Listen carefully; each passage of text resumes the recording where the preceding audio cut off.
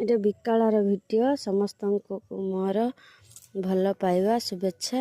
ଆଉ ଦେଖନ୍ତୁ ଆଜି ମୁଁ ବାଡ଼ିରେ ବିଲରେ କେମିତି ପିଆଜ ଲଗାଉଛି ଦେଖାଉଛି। ଦେଖନ୍ତୁ କେତେ ସାରା ପିଆଜ ଗଛ, 1000 ପିଆଜ ଚାରା ଆମେ ଆଣିଛୁ ଆଉ ଲଗା ହେଉଛି। ଦେଖନ୍ତୁ କେତେ ସୁନ୍ଦର ଭାବରେ ପିଆଜ ଗଛ। ପିଆଜର ଯେଉଁ ରେଟ୍, ଆମେ ଯଦି ବାଡ଼ିରେ ଲଗେଇବା ତ ଆମେ ବଜାର ଉପରେ ଆଉ ନିର୍ଭର କରିବା ନାହିଁ। ତେଣୁ ଆମେ କାହିଁକି ନ ଲଗେଇବା।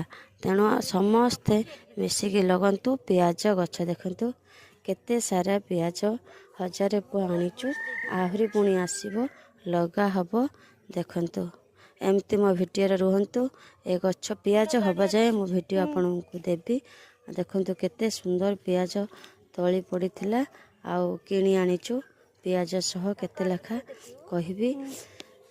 ଦେଖନ୍ତୁ କେତେ ସୁନ୍ଦର ଲଗା ହେଇଛି। ମୁଁ ଲଗାଉଛି ବି। ଦେଖନ୍ତୁ କେତେ ସୁନ୍ଦର ପିଆଜ ସବୁ।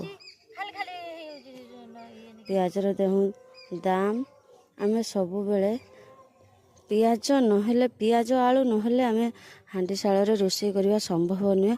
ତେଣୁ ଆଳୁ।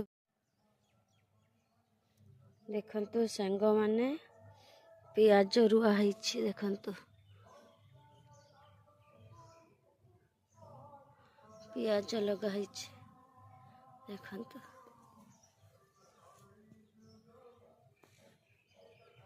ଦେଖନ୍ତୁ